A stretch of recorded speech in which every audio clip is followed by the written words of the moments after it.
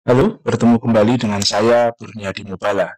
Pada pertemuan kali ini kita akan melanjutkan membahas metode numerik untuk persamaan hiperbolik dua dimensi dan kita akan melanjutkan dan mengembangkan studi kasus sebelumnya tentang aliran dalam pipa. Nah, kali ini kita akan menganggap bahwa fluida yang mengalir di dalam pipa ini temperaturnya tidak seragam sehingga terjadi perpindahan panas. Jadi kasus kita masih sama, fluidanya masuk mengalir dalam pipa, oke, seperti ini, persis dengan video sebelumnya. Namun kita tambahkan variabel baru yaitu temperatur.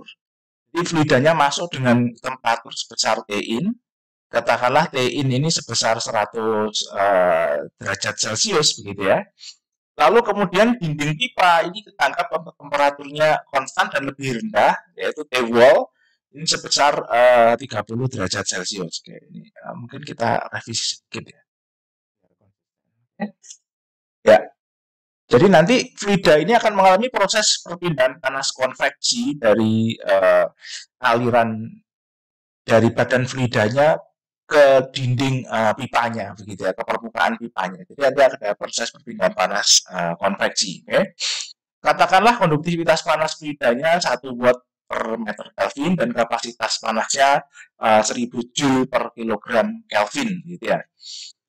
Tentukan model dua dimensi sederhana menggunakan persamaan hiperbolik dan kemudian kita tentukan profil kecepatan dan temperatur pada saat steady state. Oke, okay? Fenomenanya sama begitu ya. Kita anggap tidaknya inkompresibel, artinya massa jenisnya tetap dan tidak berubah karena perubahan temperatur. Ya. Nah, kalau kita nanti misalkan kasus alirannya ini adalah aliran gas, bisa jadi ini massa jenisnya berubah, oke? Okay? Dan massa jenis di dalam ini harus kita hitung ulang, kita tentukan ulang menggunakan persamaan tingkat keadaan karena temperaturnya berubah. Oke, okay? Tapi dalam kasus ini kita akan sederhanakan, kita anggap massa jenisnya ini konstan, gitu ya. Jadi kalau misalkan aliran gas seperti udara itu kecepatannya cukup rendah atau bilangan mah-nya itu katakanlah kurang dari 0,1, biasanya ini masih bisa kita modelkan sebagai aliran inkompresibel. Atau kalau kita misalkan punya cairan gitu ya dalam pipa ini yang mengalir cairan, nah kita bisa anggap ini sebagai fluida inkompresibel karena uh, ekspansi atau perubahan massa jenis karena perubahan temperaturnya itu kecil. Oke. Okay. Nah, persamaannya sama ya, kita punya persamaan Navier-Stokes untuk aliran fluidanya yang kita sederhanakan. Oke, lalu kemudian ini adalah persamaan atur untuk proses perpindahan panas dari fluidanya. Ini adalah persamaan konveksi difusi yang merupakan persamaan hiperbolik. Jadi pada dasarnya nanti kita akan punya 3 persamaan. Oh ya, sebenarnya ada satu persamaan lagi ya, persamaan kontinuitas sama seperti kemarin, sama seperti video sebelumnya ya. Jadi persamaan kontinuitas kan di sini ya, persamaan kontinuitas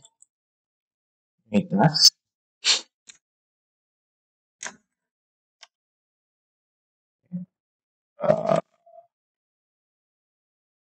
U X tambah ya P Y sama dengan 0. Oke. Jadi karena fluidanya inkompresibel, kita gunakan persamaan kontinuitas seperti ini. Oke. Nah, sama seperti kemarin, karena seperti video sebelumnya, karena eh, beberapa kondisi khusus dalam kasus ini, maka persamaan Navier-Stokes dan persamaan kontinuitas kita sederhanakan. Kita tidak gunakan lagi persamaan kontinuitasnya dan gradien tekanan ini dapat kita ganti menjadi konstanta. Oke, kita dapatkan seperti ini, ya, sama juga ya ini di arah sumbu Y ini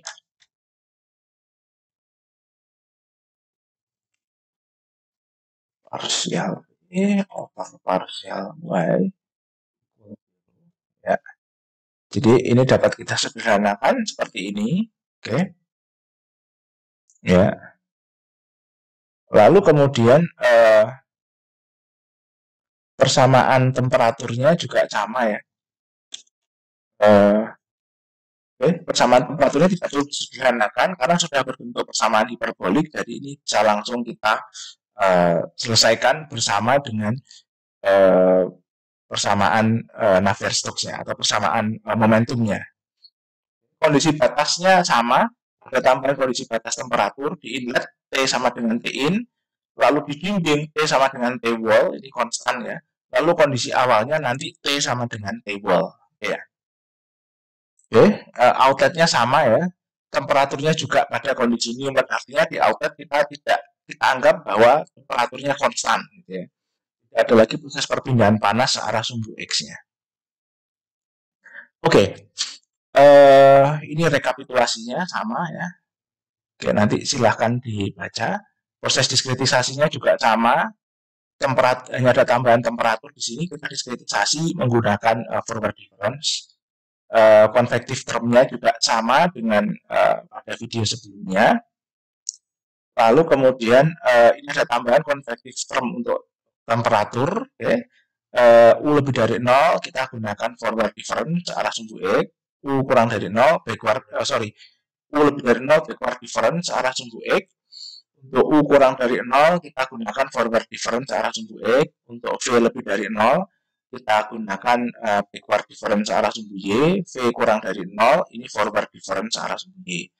Oke, viscous term sama, ini viscous term untuk ada tambahan untuk temperatur searah sumbu X dan searah sumbu Y. Oke, kode programnya kita tinggal istilahnya kita tinggal menambahkan atau memodifikasi kode program dari video sebelumnya ya. Ini sama library yang kita gunakan. Lalu di sini ada tambahan kondisi batas di kondisi inlet dan kondisi dindingnya. Kita coba jalankan. Oke, yang lain sama ya kondisinya. Ada tambahan conductivity untuk thermal conductivity dan CP untuk heat capacity ya. Oh, heat capacity-nya 100 ya. Jadi sorry ini kita revisi ya. Ya, ini kapasitinya 100.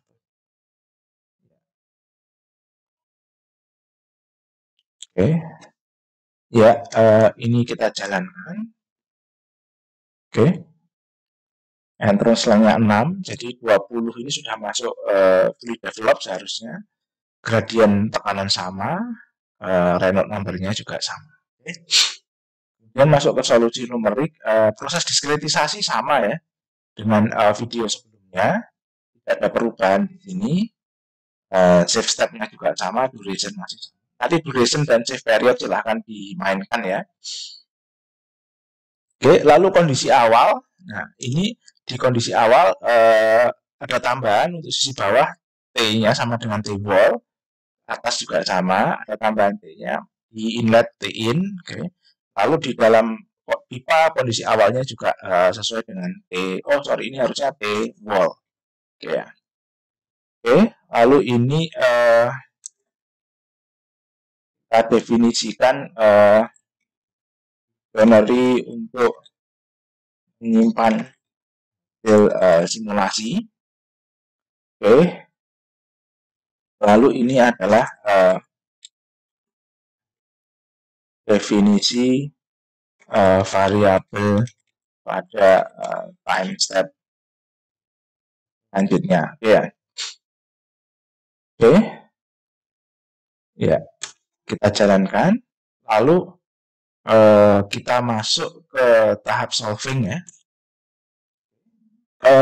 Persamaannya sama ya, hanya saja kita tambahkan error untuk di sini kodenya sama ya. Kita hanya tambahkan error untuk temperaturnya. Apakah kita harus cek juga ya, apakah temperaturnya itu sudah masuk steady state atau belum. Oke, di sini juga sama. Kita cuma tambahkan viscous term atau diffusion term ya untuk temperaturnya. Oke, di sini ini D kuadrat T per X kuadrat, kuadrat T per Y kuadrat, seperti ini. Nah, ini searah sumbu Y, searah sumbu X. Lalu konvektor juga sama, kita tambahkan suku untuk temperatur ya di sini. Oke, ini untuk U lebih dari 0, backward, U kurang dari 0, ini forward searah sumbu X. Oke, jika U-nya sama dengan 0, maka konvektif termnya juga sama dengan 0. Lalu ini untuk searah sumbu Y ya. Untuk V lebih dari 0, ini untuk V kurang dari 0. Oke. Lalu di sini adalah update atau perhitungan variabel bebas pada time step selanjutnya. Jadi di sini kita update. Nah, kalau kita lihat ini nanti formulanya sama dengan mirip dengan formula pada persamaan parabolik, hanya saja ada tambahan konvektif term di sini. Lalu di sini diffusion termnya sama ya, ini K per rho CP di sini. Oke. Ini diffusion termnya. Ini masih sama dengan video sebelumnya. Tidak ada perubahan. Oke. Lalu update kondisi batas Newman. Oke. Kita tambahkan untuk update untuk temperatur ya, temperatur pada gauge point. Oke, ini masih sama. Lalu ini adalah update data temperatur pada current time step. Jadi ini kita ketika nanti kita masuk pada step selanjutnya, proses perhitungan di atas ini ruas kanannya merupakan variabel yang baru atau terupdate. Jadi proses perhitungannya berjalan semestinya. Kalau ini tidak kita update, nanti ruas kanan ini nilainya bakalan konstan terus gitu, dan tidak ada perubahan pada proses simulasinya begitu ya. Jadi proses update ini penting. Oke. Lalu ini adalah penyimpanan data dan perhitungan error. Oke. Jadi setiap ketika simulasi itu masuk pada kelipatan save step-nya, maka dia akan melakukan proses penyimpanan. Oke. Nah, ini adalah penyimpanan data. Berapa kali penyimpanannya atau frekuensi penyimpanannya, ini end save step-nya kita hitung tadi di atas ya. Di sini nih. Ini perhitungan jumlah time step penyimpanan datanya. Ini nanti jumlah data yang dihitung berapa. Oke. Ya, balik lagi ke sini. Oke. Lalu ini adalah perhitungan steady state error untuk kecepatan. Lalu yang bawah ini adalah hitungan steady state error temperatur gitu ya. Oke, ya. Coba kita jalankan. Jadi ini sama ya, sama seperti pada video selanjutnya. Kita hanya tambahkan perhitungan untuk temperatur saja. Kita masih gunakan relative error. Oke. Ini adalah data pada yang disimpan saat ini. Ini adalah data yang disimpan sebelumnya, ya. Lalu ini kita bagi dengan data yang kita simpan saat ini. Oke. Lalu kemudian ini kita kuadratkan errornya, lalu kita hitung root mean square-nya ya di sini, lalu kita simpan di sini. Oke, ya kita coba jalankan. Oke, masih berjalan ya. Kita tunggu. A few minutes later.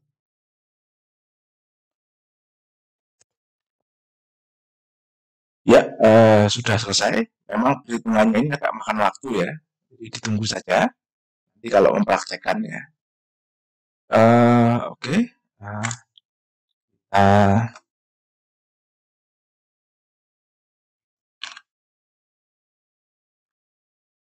Coba plot hasilnya ya. Ini yang di komen kita. Oke, kode program untuk plotting ini sama ya dengan sebelumnya. Kita akan pisahkan plot kecepatan dan plot temperatur. Ini plot vektor kecepatan sama dengan di video sebelumnya. Ya, ya ini plot kecepatannya sama dengan di kasus yang sebelumnya. Oke. Lalu kemudian steady state error-nya ya sama. Sudah mencapai steady state ya, errornya kecil di order 10 pangkat di bawah 10 pangkat min 4 ya, 10 pangkat min 5. Lalu kita akan plot juga kontur temperaturnya ya. Ini kita ya. Ya, ini kontur temperaturnya ya. Kalau kita lihat seperti ini prosesnya. Ya, ini pertama temperaturnya sama 30 sama dengan temperatur dinding 30. Lalu kalau kita lihat ini temperaturnya berkembang, ini adalah proses konveksi ya. Ya, lalu kita lihat seperti ini temperaturnya berubah gitu ya. Ya, seperti ini temperaturnya. Dan kalau kita lihat ini sudah cukup mencapai steady state. Ya, kita coba cek steady state error-nya apakah sudah cukup kecil atau belum. Ya, ternyata juga sudah cukup kecil ya, ordernya sekitar 10 pangkat min 4 ini ya. Sudah cukup kecil. Jadi ketika pada saat T sama dengan 20 ini dia sudah cukup mencapai steady state. Oke, nah kalau kita lihat di sini nanti apa namanya masih terlihat kurvanya belum lurus gitu ya, ada patah-patah seperti ini. Nanti kalau mencoba silahkan dinaikkan jumlah gridnya ya, biar ini terlihat lebih halus gitu. Ya memang konsekuensinya nanti waktu komputasinya bakalan lebih lama sedikit. Jadi kalau yang tadi kita gunakan 20 titik, mungkin bisa dicoba menggunakan 30 titik gitu ya, atau 40 titik dan seterusnya agar hasilnya ini nanti lebih smooth gitu ya. Nah, kalau kita lihat di sini ini kontur temperaturnya, jadi dari sini tinggi, kemudian ini merendah, dinding 30 ya, dan di sini nanti ada kondisi minimum, gitu ya. Oke, nah bagaimana kita mengecek apakah kondisi Newman-nya ini sudah terpenuhi atau belum? Nah, jadi kita bisa cek baris terakhir ya, ghost point-nya dan kolom terakhir yaitu ghost point-nya dan dua kolom sebelum ghost point. Apabila temperatur dua kolom sebelum ghost point sama dengan ghost point, ini berarti kondisi sudah betul. Oke, kalau masih ada, kalau belum sama, berarti ini ada kesalahan gitu ya. Oke, ya.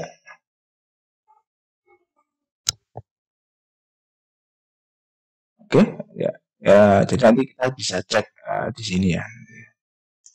Oke. Baik, ini materi kita untuk persamaan hiperbolik yang terkopel antara kasus aliran fluida dengan kasus perpindahan panas. Baik, selesai. Sampai jumpa di video selanjutnya.